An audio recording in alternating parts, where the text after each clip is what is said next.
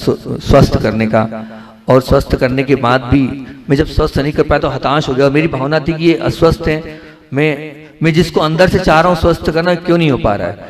फिर अपने आप उसका पूरा चिट्ठा खुला कि जो व्यक्ति खुद अपवित्र था तो मेरी वरगणाएं वहां कैसे पहुंचेगी, मेरा आशीर्वाद वहां कैसे लगेगा, मेरी शक्ति वहां कैसे काम करेगी, मेरी ऊर्जा वहां कैसे लगेगी। तो आप लोग चाहते हैं मैं जब हाथ उठाकर आशीर्वाद देता हूं तो आशीर्वाद तभी लगेगा जब आप पवित्र बनोगे। पवित्र आत्मा को बिल्कुल सीधे सीधे मेरा आशीर्वाद पहुंचता है। और जो आत्मा अपवित्र है उस आत्मा को मैं लाख प्रयास कर लूं तब भी मेरा आशीर्वाद नहीं लगेगा। चाहते हो आप आशीर्वाद लेना? बोलो तो सही हाँ या ना। चाहते हो तो पवित्र बन जाओ आज, पवित्र बन जाओ आज। बनना चाहते हो पवित्र? सभी लोग जितने पुरुष वर्ग बैठे सब लोग हैं, पुराना हो गया छोड़ दो, जो हो गया उसको भूल जाओ, जो हो गया हम उसके पीछे नहीं रो रहे हैं। अब आगे हमें सुधरना है, अब आगे हमें गलती नहीं करना है, अब आगे हमारे जीवन में अच्छा बनना है हमें, और उत्कृष्ट जीवन को जीना है, और उत्कृष्टता के साथ अपने मरण को करना है। गंदगी लेके अपने साथ मत जाओ भैया, पाप को लेकर, अपने पाप के बोझ को लेकर मत जाओ। आप पाप के बोझ को लेकर साथ जाओगे तो फिर क्या ले जाओगे आप भैया? नहीं, कुछ ऐसा अच्छा लेके जाओ। मैंने आपसे बार बार कह रहा हूँ कि दुनिया आपको याद करे। आप निश्चित मान के चलना, अगर आप गलत भी है ना तो उस गलत का 1 दिन 2 दिन 4 दिन 10 दिन, लेकिन क्या आप समझ रहे हो कि दुनिया को नहीं पता है? अरे भैया सबको पता चली जाता है। झूठ और चोरी कभी छुपती थोड़ी है। आप झूठ को कितना भी छुपाओगे वो छुपेगा नहीं, आप चोरी को कितना भी छुपाओगे वो छुपेगा नहीं। एक प्रकार से अब ब्रह्म करना, मैं बोलता हूं सुनो, मान लो झूठ बोलने में एक पाप होता है, चोरी करने में एक पाप होता है, ठीक है ना? अब क्या पाप 5 है ना? 5 पाप है ना? कितने पाप है बोलो भैया, बोलो। 5। पहला कौन सा है? हिंसा। दूसरा झूठ। तो देखना अब इसमें क्या हो रहा है। हिंसा का तात्पर्य क्या? किसी के मन को दुखाना, ठीक? मतलब मारना नहीं, मन भी दुख जाए तो हिंसा कहलाती है नहीं कहलाती? बोलो, कहलाती है। अब झूठ मतलब सामान्य से हो गया झूठ, आप बोलते हो जो नहीं है वो बोलना। चोरी मतलब क्या है कि जो नहीं करना था, अपना नहीं है उसको करना, ठीक? और कुशील तो खैर है ही, कुशील को तो हम पाप कहेंगे ही कहेंगे। अब देखना, आप अगर अब्रह्म कर रहे हो, कुशील कर रहे हो, तो आप क्या कर रहे हो? हिंसा भी कर रहे हो। क्यों हिंसा कर रहे हो? अरे आप ये निश्चित मान के चलना कि अगर मान लीजिए आप किसी, आपके घर में जो आपकी धर्म पत्नी है, क्या उसका मन नहीं दुखेगा कि मेरा पति कहीं और जा रहा है? ये हिंसा नहीं करी आपने? हिंसा हुई नहीं हुई? हुई ना? अब आप उसके लिए जाते हो तो कितनी बार झूठ बोलना पड़ता है। वो झूठा व्यवहार नहीं है। अब समाज को, आप गुरु को, आप धर्म को धोखा दे रहे हो, ये झूठ नहीं है। और साथ साथ में हमेशा चोरी से ही करते हो आप, खुलेआम तो करते नहीं है। जो भी आप कर रहे हो, संबंध व्यवहार बना भी रहे हो तो चोरी से कर रहे हो। तो इसमें हिंसा भी है, झूठ भी है, चोरी भी है, और साथ में कुशील तो है ही। 4 पाप एक साथ लग रहे हैं। अगर आप अपने जीवन में अब ब्रह्म का सेवन कर रहे हो, अपनी पत्नी के अलावा या अपने पति के अलावा दूसरों से अगर आपके संबंध हैं, तो निश्चित मान के चलना आप अब ब्रह्म का सेवन कर रहे हो। आप दुनिया को मत देखो वो क्या कर रहे हैं, उन्होंने क्या किया, वो किस प्रकार से जी रहे हैं। आप तो स्वयं को पढ़ने का प्रयास करो, स्वयं को देखने का प्रयास करो, और स्वयं को अपने आप को अच्छा बनाने का प्रयास करो कि नहीं, अब मुझे अच्छा बनना है और मुझे अपने चारित्र को निर्मल बनाना है, और अब मुझे गलती कभी नहीं करना है। तो यहाँ जो लोग बैठे हैं, मैं सबसे पहले यही चाहूंगा कि वो लोग इस कमिटमेंट को कर लें, वो लोग इस बात को यहाँ पर आज कटिबद्ध हो जाएं यहाँ पर कि हाँ, यहाँ प्रभु भी बैठे हैं और गुरु भी बैठे हैं। प्रभु और गुरु के सामने आप लोग नियम ले लें कि हाँ, मेरी पत्नी के अलावा अब जो भी है वो मेरी माँ और बहन के समान, और आप लोग ये ले लें मेरे पति के अलावा जो भी हैं वो सब के सब क्या हैं, कैसे हैं? भाई और पिता के समान। सब ले सकते हैं। जो नहीं लेना चाहता वो खड़ा हो जाए। अरे एलोरा वाली हंस रही है। जो नहीं लेना चाहता वो खड़ा हो जाए, कोई बाधा थोड़ी। मैं देखो जबरदस्ती तो देना नहीं मुझे, ठीक है ना? मैं समझूंगा कैसे? जो इस नियम को नहीं पालना चाहता है, मेरी बात नहीं मानना चाहता है, उसको पवित्र नहीं बनना है, उसको उस गंदगी में ही रहना है, उसको पाप के साथ ही अपने साथ लगाना है, उसको पशुवत जीवन ही जीना है, तो जिए, मना तो नहीं कर रहे। जरूर तो नहीं कि सब मेरी बात माने। अरे भगवान महावीर ने उपदेश दिया कि सबने माना क्या? तो सब माने जरूरी थोड़ी है, उसको गंदगी में ही रहना है, तो मैं क्यों उसको गंदगी से प्रयास कर रहा हूं और मेरी बात को स्वीकार नहीं कर रहा है। तो जो नहीं चाहता वो खड़े हो जाए। सबके सामने डर लग रहा है क्या? तो सब चाहते हैं, हाँ या ना तो बोलो। सब चाहते हैं, पक्का चाहते हैं। देखो आज इतनी सी बात मान लो आप, मेरी छोटी सी तो बात बोल रहा हूँ, आपके जीवन को अच्छा बनाने की बात बोल रहा हूँ, आपके जीवन को उत्कृष्ट बनाने की बात बोल रहा हूँ। अगर आपने इतनी सी बात मान ली तो सचमुच में आपका जीवन बहुत अच्छा बन जाएगा, आपका जीवन महानता की ओर चला जाएगा, आपका जीवन उत्कृष्टता की ओर चला जाएगा। अगर मेरी इतनी सी बात आपने स्वीकार कर ली तो प्रलोभन आपको मिलेंगे, बार बार आपको ऐसा जीवन में मिलेगा और सबको ठुकराना। मैंने कहा ना कि व्यक्ति पैसे वाला बन जाता है पैसा बचा बचा कर, और भी अन्य सब चीज कर लेता है, लेकिन जब सामने प्रलोभन दिखता है और सामने सब कुछ दिखता है, उस समय अपने आप के मन को टिका पाना बहुत टेढ़ी खीर होती है। अपने आप को बचा पाना कोई छोटा मोटा मामला नहीं होता है, बहुत बड़ा मामला होता है। और वो भी कब, किस परिस्थिति में? साधु तो अपना जीवन साधुवत जीता है ना। साधु को ना तो ऐसे परिणाम बनते हैं और ना ऐसा निमित्त मिलते हैं, लेकिन आपको तो दिन भर ऐसे निमित्त मिलते ही रहते हैं। आपको तो इन सब लोगों के साथ अपने आप को, अपने जीवन को करना ही पड़ता है। मैं आचार्य भगवंत के पास आपको अपनी बात बता रहा हूँ। मैं गुरुदेव के पास व्रत लेने के लिए पहुंचा, मुझे ब्रह्मचर्य व्रत चाहिए। गुरुदेव के पास पहुंचा, ब्रह्मचर्य व्रत दे दो मुझे गुरुदेव। तो आचार्य श्री जी ने हमें व्रत नहीं दिया। बहुत बार उन्होंने हमें पहले 12th के बाद फाइनल कराया, फाइनल में एमकॉम कराया, एमकॉम के बाद सीए के चक्कर में वो हमें आगे की सीए करो, बड़ी मुश्किल से सीए के चक्कर से उलझ के बचा मैंने आचार्य श्री से बोला मैं दुकान पर बैठता हूँ, इतना समय नहीं कि सीए कर पाऊँ। तो हमारे साथ एक भैया जी थे, शीलू भैया खाते गाँव वाले, उनने आचार्य श्री से बोल दिया कि इन्होंने अकाउंट में टॉप किया है। तो अब अकाउंट में टॉप किया, जब उन्होंने ये सुना तो सुनने के बाद उन्होंने कहा तुम्हें सीए के एग्जाम देना है। मैंने कहा लो और 2-5 साल घिसो।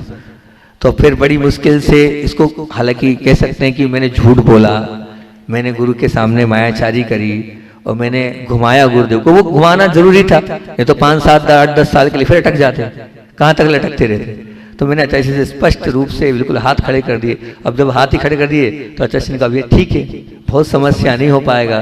क्यों? दुकान पर बैठना पड़ता है, उसमें पढ़ाई चाहिए घंटों, दुकान छोड़ नहीं सकते हैं और पढ़ाई परिवार वाले कराने नहीं चाहते हैं। इस प्रकार से झूठ बोला। फिर जब आचार्य श्री से मैंने बोला, आचार्य श्री जी ने व्रत नहीं दिया, बोले माता पिता को लाओगे उसके बाद व्रत देंगे, अभी तो हम नहीं दे रहे हैं। हमने कहा आपने 12th करा दी, फाइनल कर दे, एमकॉम करा दिया, 8 साल हो गए और 8 साल में फिर वही वाली बात। बोले नहीं, माता पिता के बिना तो कुछ नहीं मिलेगा। उन्होंने ऐसा बोला। हमने कहा ठीक है। तो फिर जिस स्थान पर मैं बैठता हूँ उस स्थान पर सुबह से लेकर शाम तक महिलाएं आती रहती, बहनें आती रहती। अपने आप को संयमित कैसे रखूं? यहाँ तो सब ठीक है, लेकिन अपने आप को बचा पाना कैसे? तब पूज्य गुरुदेव ने मुझे उस समय 2 चीजें बताई थी और उन्होंने मुझसे कहा था कि 12 भावना का पाठ करना। कौन सा पाठ करना? बोले इससे वैराग्य। और कहा था कि नमो घोर गुण बम्बयारिणम, जो आचार्य भगवान जिस पे बहुत श्रद्धान करते हैं, जिस पाठ पर ऐसा जादू वाला वो पाठ है कि जो चाहे वो इससे मिल जाता है। तो गंडर वाले के मंत्रों में से उन्होंने कहा नमो घोर गुण बम्बयारिणम। मैं सबसे कह रहा हूँ, जितनी बहनें हैं, जितने बच्चे हैं, जिनका मन थोड़ा भी चंचल होता है, जिनके मन में थोड़ा सा भी विकार आ जाता है, आप सिर्फ इस मंत्र का जाप करें, नमो घोर गुण बम्बयारिणम।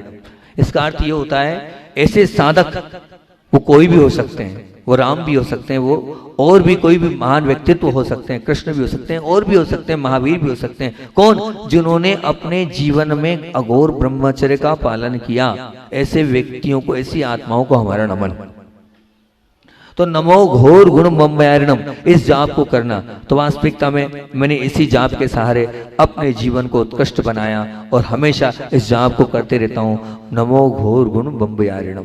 तो आप भी कर सकते हैं, अपने आप को पवित्र बनने के लिए, अपने आप को अच्छा बनाने के लिए और अपने जीवन को महान बनाने के लिए। और जो इस बात को नहीं स्वीकार करेगा और अब्रह्म में रहेगा, निश्चित मान के चलना, जिन जिन लोगों ने अपने जीवन को अब्रह्म में रखा है उनका मरण बिगड़ा है, उनका मरण बिगड़ा है। देखा है मैंने, उनकी अंत समय बिगड़ा है उनका। और साथ साथ में एक बात ध्यान रखना, वो मानसिक रूप से कभी शांति का अनुभव नहीं कर पाते। वो मानसिक रूप से कभी भी शांति का अनुभव नहीं कर पाएंगे।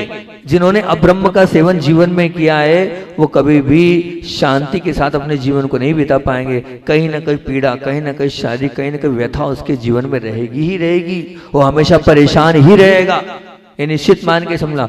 और उसके पांव जहां पड़ेंगे ना, ध्यान रखना, आज भली पुण्य से अगर कुछ मिल रहा है, लेकिन जहां वो चरण रखेगा वहां उस चरण के माध्यम से निश्चित रूप से वो कहते हैं, एक व्यक्ति ऐसा होता है जो कोयले से भी हीरा निकाल लेता है, और एक व्यक्ति ऐसा होता है हीरे को भी कोयला कर देता है। तो बस ध्यान रखना, जो अपवित्र आत्मा है वो कैसी होगी, वो तो हीरे को भी क्या कर देगी, कोयला कर देगी। और जो पवित्र आत्मा होगी वो कोयले को भी क्या कर देगी। तो बताओ, आप पवित्र बनना चाहते हो? मैंने कल आपको 4 मंत्र दिए थे, है ना, रिपीट करें 4 मंत्र, याद है? मैं कैसी आत्मा हूं? पवित्र आत्मा हूं। मैं सुखी आत्मा हूं। मैं शक्तिशाली आत्मा हूं। मैं शांत आत्मा हूं। ये मंत्र दिए थे ना, ये महामंत्र है। इन मंत्रों को छोटा मोटा मंत्र मत समझना, बहुत पावरफुल मंत्र है ये बार बार रिपीट करना है आपको। जितना आप रिपीट करोगे उतने आप अच्छे और महान बनते चले जाओगे।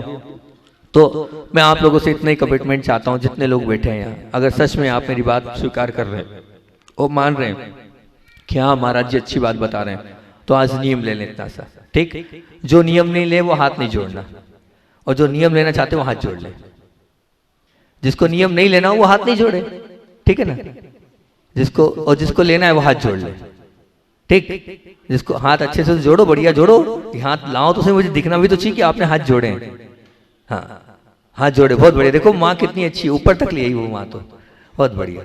तो हाथ जोड़ लिया आपने, अब बोलो हे महाराज जी, बोलो ना अच्छे से, हे महाराज जी आपको वचन देते हैं हम, अब जिनकी शादी नहीं हुई उनके लिए तो मामला, जिनकी शादी हुई उनके लिए मामला चल रहा है, ठीक है ना, कि हम अपनी धर्म पत्नी के अलावा, बोलो ना,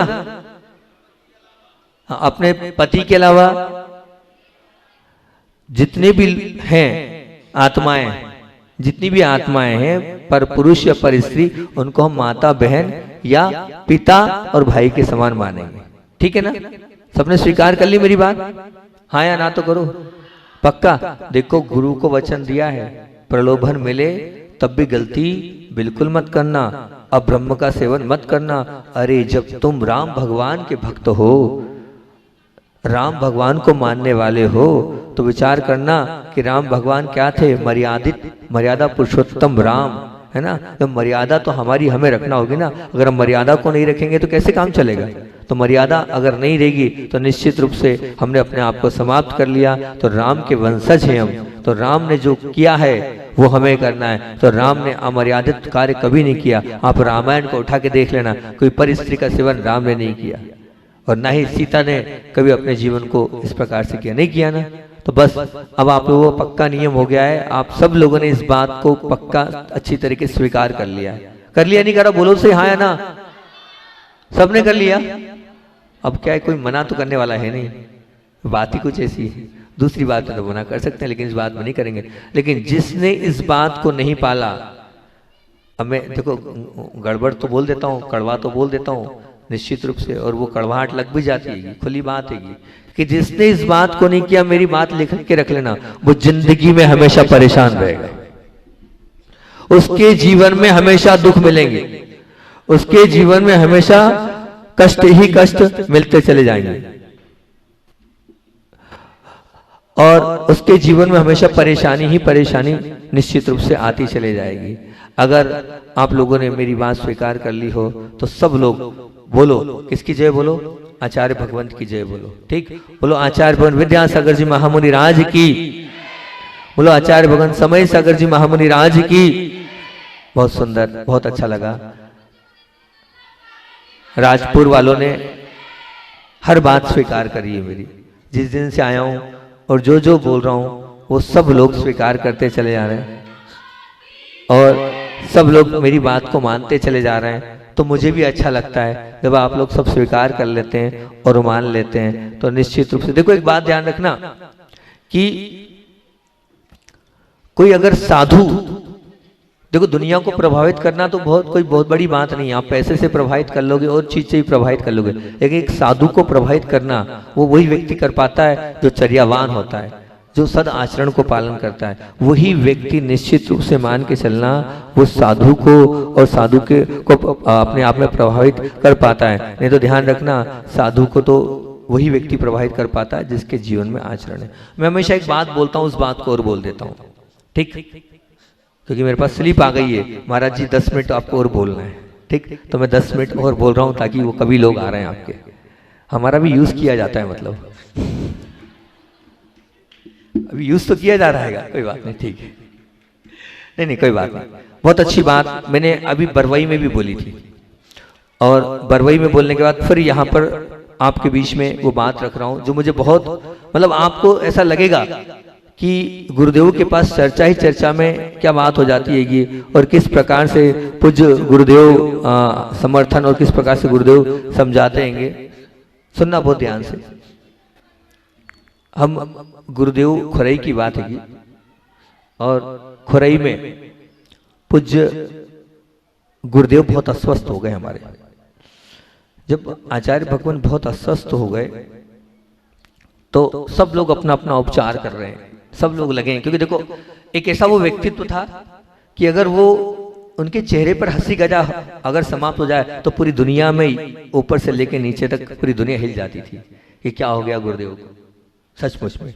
और जब उनको पीड़ा और उनको कष्ट हो तो निश्चित रूप से जब दुनिया हिलती थी तो देखिए संग में तो हम सब साधु अपने आप में यूं ही हतोत्साहित हो जाते थे। और मैं उस समय पूज्य गुरुदेव के कमरे में बैठकर मैंने हीलिंग कोर्स सीखा, मैंने रेकी सीखी, एक्यूप्रेशर, एक्यूपंक्चर, सब प्रकार से जिससे कोई ठीक किसी को ठीक कर सकता हूँ वो सब थेरेपी सीखने का प्रयास किया। थोड़ी थोड़ी सब आती है, ज़्यादा तो नहीं आती अपने को, पर थोड़ी थोड़ी सब आती है ये। तो अब मैं उस समय कमरे में बैठकर पूज्य गुरुदेव की हीलिंग कर रहा था। तब मैं हीलिंग कर रहा था, तब एक महाराज जी आ गए और मैं को सामने बैठा था, और गुरु जी, मतलब मेरे और गुरु जी में कम से कम 15 से 15 फीट का अंतर होगा, और मैं वहां कोने में एक तरफ बैठकर और मैं ऐसा कर रहा था ताकि गुरु जी को दिखूं नहीं। पर हमारे गुरु जी इतने महान होते हैं कि उस अंधेरे में भी कम उजाला था, खूब उसका समय था, ठंड का समय था खुरई में, और उस समय कम उसमें क्योंकि पूरा पैक कर रखा था, उस कम उजाले में भी उन्होंने देख लिया कि मैं कुछ कर रहा हूँ। और मैं इस प्रकार से हीलिंग कर करके उनको जितना मेरे अंदर ताकत थी मैं उनको प्रयास कर रहा था कि उनका पीड़ा, उनके कष्ट दूर हो। तब एक महाराज जी अंदर पहुंचे। जब महाराज जी अंदर पहुंचे तो महाराज जी ने ये कहा कुछ अपनी बात रखनी चाहिए, तो उन्होंने ऐसा कर दिया, देखो दुर्लभ कुछ कर रहा है। क्या बोला? दुर्लभ कुछ कर रहा है, शांति के साथ बैठो, अभी बाद में बात करेंगे। फिर एक महाराज आए, उन्होंने भी ऐसे ही बोले, फिर बोले अरे क्या हो रहा है, फिर ना एक महाराज को बाहर भेज दो। मैं बार बार यही बोलता रहूं क्या? एक महाराज को बाहर बिठा दो, जो आता है वो सीधे बोलना चालू कर देता है, बोल दो अभी कोई कुछ नहीं बोलेगा। तो अब उस समय बड़े महाराज आए और बड़े महाराज से भी ऐसा बोल दिया। अब आए अंदर आने के बाद मुझे ध्यान नहीं कि ये सब चल रहा है, इतनी धीरे आवाज में चल रहा था, मेरी आंख बंद थी। मुझे कुछ पता होता तो मैं चुपचाप, बड़े बड़े महाराज सामने मैं क्या करूंगा, मैं छोटा महाराज है, अब मुझे कुछ पता ही नहीं, और मेरी दूरी भी बहुत, और मुझे कुछ नहीं, वो सबको चुपचाप बिठाते जाए, मेरी आंख बंद, और मैं करता रहूं। मैंने और गहराई में करता गया 20 मिनट तक ये पूरी प्रक्रिया चलती रही, लगभग 20 मिनट चली होगी, और ज्यादा देर भी हो सकती है। तो अब उसके बाद जब मैं उठा, तो उठने के बाद फिर एक महाराज जी बोले, अच्छा इससे क्या होता है, ऐसे हाथ हिलाने से? उन्हें हाथ हिलाया, इससे क्या होता है, कुछ होता है क्या? कहाँ अच्छा श्री जी आप भी? जब उन्होंने बोला तो हमारे गुरुदेव बड़े महान हो। अच्छा श्री जी ने ऐसा जवाब दिया कि वो जो महाराज जी थे ना, वो चुप हो गए, आवाज नहीं निकली उनकी। वो सिद्धांत वाले, मैं नाम ले लूंगा, अच्छा लगता है सबके सामने कि नहीं महाराज का नाम लेना, तो वो सिद्धांत के पाठी थे और ग्रंथों को आंदोलन करने वाले थे। तो उन्होंने बड़े उससे बोले महाराज श्री जी, आपने आगम ग्रंथों का आंदोलन किया है ना? हाँ किया है। आपने 2000 वर्ष पूर्व उमा स्वामी ने एक सूत्र लिखा, उसका अध्ययन किया है? बोले हाँ किया है। तो आप बताओ वो जो सूत्र लिखा हैगा, क्या लिखा है? वहां लिखा है देवों में भी, जैसे यहाँ पर आप लोग एक दूसरे के साथ विषय सेवन करते हैं, तो उसी प्रकार देवों में भी होता है, उनकी भी देवियां होती है। बोले हाँ होती है। तो उस सूत्र को उठा के देखो ना क्या लिखा है उस सूत्र में। उस सूत्र में ये लिखा है, क्या लिखा है? फिर वो कुछ नहीं, हमारे आचार्य श्री जी कुछ खुद स्वयं नहीं बोलते, दूसरे से बुलवाते थे, तुम लोग बोलो। अब मुनि महाराज की परीक्षा हो रही है, वो बोल नहीं पा रहे हैं सूत्र, फिर दूसरे महाराज ने हेल्प करी, बोले काय प्रविचारा ऐशानाथ, बोले सोधर्म, और कुल 16 स्वर्ग होते हैं, बोले सोधर्म और ईशान तक कैसा कैसा प्रविचार होता है? काय से होता है, जैसे आप लोग करते हैं। अच्छा, फिर बोले आगे, बोले आगे के स्वर्गों में शेषा स्पर्श रूप शब्द मना प्रविचारा, आगे के शब्द, आगे के जो स्वर्ग होते हैं उन स्वर्गों में कैसा होता है? तो बोले आगे के स्वर्ग में स्पर्श, मतलब मात्र स्पर्श कर लिया और क्या हो गया? वो जो आपकी वासना थी शांत हो गई। और ऊपर आगे के स्वर्गों में बोले देख भर लिया, दृष्टि मिल गई, दृष्टि आपकी हमारी मिल गई, बस देखने भर से वासना शांत हो गई। बोले और उसके ऊपर के स्वर्गों में बोले बात कर ली, मधुर मधुर मीठी मीठी MMB, मीठी मीठी बातें कर ली, उसमें ही वासना शांत हो गई। और बोले और आगे वाले स्वर्गों में, तो बोले आगे सुन मन, बोले कुछ नहीं, ना टच करना है, ना देखना है, ना बोलना है, मन से सोच भर लिया, उतने में क्या हो गया? प्रविचार हो गया, वासना की शांति हो गई।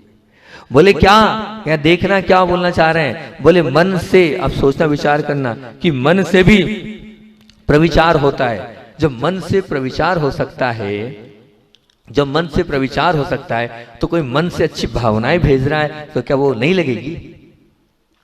क्या वो नहीं लगेगी? अब वो महाराज चुप, बोले बताओ वो, या तो उस सूत्र को हटाओ। जब वासना की पूर्ति मन से हो सकती है, जब वासना की पूर्ति स्पर्श से हो सकती है, जब वासना की पूर्ति देखने से हो सकती है, जब वासना की पूर्ति बोलने से हो सकती है, जब वासना की पूर्ति मन में सोचने से हो सकती है, तो क्या कोई व्यक्ति मन से किसी को ठीक नहीं कर सकता क्या? अपने सद्भावनाओं को नहीं भेज सकता क्या? अपने दुआओं को नहीं भेज सकता क्या? बोले हाँ, हो तो सकता है। बोले एक बात बताओ, तुम अभी आए थे दोपहर में, तुम ही आए थे ना, तुम ही आए थे ना? एकदम थोड़े से गुरु तेज हो गए। हाँ, वो नजर क्यों उतार रहे थे? मेरी नजर क्यों उतार रहे थे? बोले नजर कैसे लगेगी नजर? बोले बद्दुआओं के माध्यम से नजर आप ही ने उतारवाई थी ना नजर। जब बोले नजर उतरा सकते हो और कोई हीलिंग कर रहा है, तो बोले वो ठीक नहीं है। ये कौन सी बात हुई? बोले ये कौन सी बात हुई? बोले वो कर रहा है तो उसको करने दो, डिस्टर्ब मत करो। कोई अपनी सद्भावनाओं के माध्यम से, भावनाओं के माध्यम से अगर मान लीजिए सद्भावना प्रेषित कर रहा है, तो उसको आपको बिल्कुल उसका समर्थन करना चाहिए, उसके विषय में इस प्रकार से विचार नहीं करना चाहिए। ये आचार्य श्री जी के शब्द थे, ये जो मैंने आपके सामने रखे। बिल्कुल ये जब भी याद आती तो मैं इस संस्मरण को रखता हूँ और सबको बताता हूँ कि भैया देखो ये गुरुदेव के शब्द थे, उन्होंने ये बोला। मैं आपसे ही बोल रहा हूँ, प्रकरण हमारा यही चल रहा है। और प्रकरण में क्या बोल रहे हैं? देखो प्रकरण में क्या बात है? ये प्रकरण में यही बात है, ये ना क्या बात है ये कि अब विचार करना, आपके पुण्य से याद आ गया। उन्होंने कहा 10 मिनट और बोल दो, तो हमने 10 मिनट में आपको बता दिया। अब मैं आपसे यही बोलना चाह रहा हूं, आप ध्यान रखना, ये मत मानना, सुनो ध्यान से, ये मत मानना कि मैंने शरीर के साथ संबंध बनाया तो संबंध बना। ये सूत्र बोल रहा है, सूत्र बोल रहा है कि शरीर के साथ संबंध बनाओगे तो संबंध बन रहा है, ये सूत्र कह रहा है। ऐसा नहीं है तो क्या? अगर आपने स्पर्श कर लिया वासना भरी दृष्टि से तो गए काम से। क्या कह रहा हूं सुनो ध्यान से, आप लोग जल्दी से आके बैठ जाए ना, बिठा दो फटाफट जल्दी से।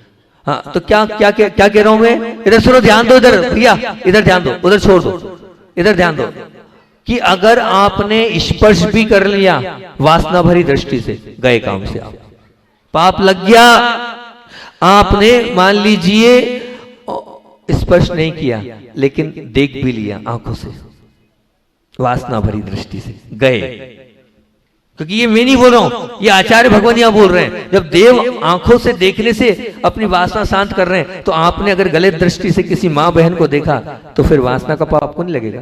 बोलो ना हाँ या ना, लगेगा। बहुत अच्छी बात है। और हम देख भी नहीं रहे लेकिन घंटों मोबाइल पे लगे, घंटों लगे मोबाइल पर, चर्चा करे जा रहे हैं। उस मोबाइल पर रखें तो भले ही वो मोबाइल, जब वहां भी बातचीत करने से, मधुर मधुर बातें करने से वहां वासना शांत होती है। तो आप अगर मोबाइल पे चैटिंग कर रहे हो या मोबाइल पे बात कर रहे हो तो वासना भरी दृष्टि से अगर आप लगे हो तो पाप लगा नहीं लगा? बोलो बोलो हाँ या ना, लगा ना? बोलो सही हाँ या ना, लगा। और चलो ये भी छोड़ दो कि अगर मन से भी अगर आप वासना भरी दृष्टि से विचार कर रहे हो, वासना भरी बातें अगर आप कर रहे हो, मन से भी अगर चिंतन चल रहा है आपका ये वो, मन से भी आप कर रहे हो, तो लगेगा कि नहीं लगेगा? लगेगा। तो आप बस आज पक्का नियम ले लेना कि मैं कैसे करूंगा, स्पर्श भी नहीं करूंगा, मैं देखूंगा भी नहीं गलत दृष्टि से, मैं बोलूंगा भी नहीं गलत दृष्टि से, और मैं मन से भी गलत दृष्टि से सोचूंगा नहीं। तभी निश्चित मान के चलना आपका अखंड ब्रह्मचर्य व्रत फलेगा, तभी आप पवित्र आत्मा बन पाएंगी, तभी मेरा आशीर्वाद आपको फलेगा। और अगर आपके मन में अपवित्रता है तो ध्यान रखना नहीं। एक बात बोलकर अपनी बात को विराम दे देता हूँ।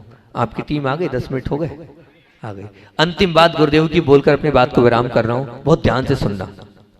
मैं हमेशा जब भी गुरुदेव की बात आती है ब्रह्मचर्य की ये रखता हूँ कि एक व्यक्ति पहुंचा भोपाल में और वो ये बोलता है मुझसे कि महाराज जी हमारे जो दुकान पे एक और वर्कर है, वो ये बोलता है तुम्हारे आचार्यश्री में क्या है। भोपाल की बात बता रहा हूँ। बोले आपके आचार्यश्री में ऐसा क्या है?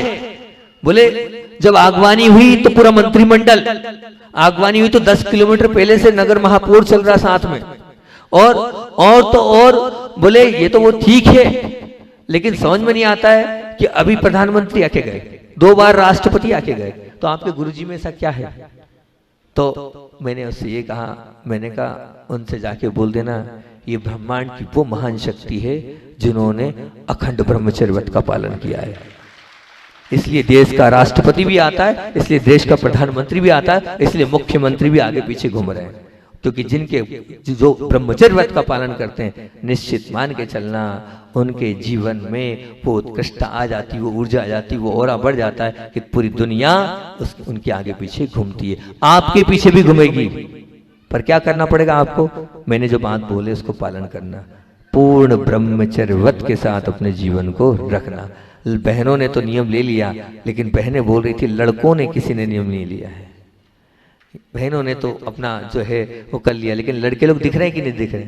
कहाँ हैं लड़के? यहाँ के हैं? कहाँ हैं? हाँ, तुम तो शादीशुदा हो यार, लड़का कहाँ मान रहे हो अपने आप को? कोई दिख ही नहीं रहा युवा वर्ग। तो वैसे बहनों ने तो बोल ही दिया है, पर मैं बच्चों से भी बोल रहा हूँ कि जब तक विवाह नहीं होता है शारीरिक संबंध मत बनाना, इतना कर लेना। इतना ही कर लोगे तो बहुत अच्छी बात है। अपने आप को सुरक्षित रखना और अपने आप के ब्रह्मचर्य को सुरक्षित रखना, ताकि आपका जीवन उत्कृष्ट और महान बन जाए। बस इसी बहानों से बोली।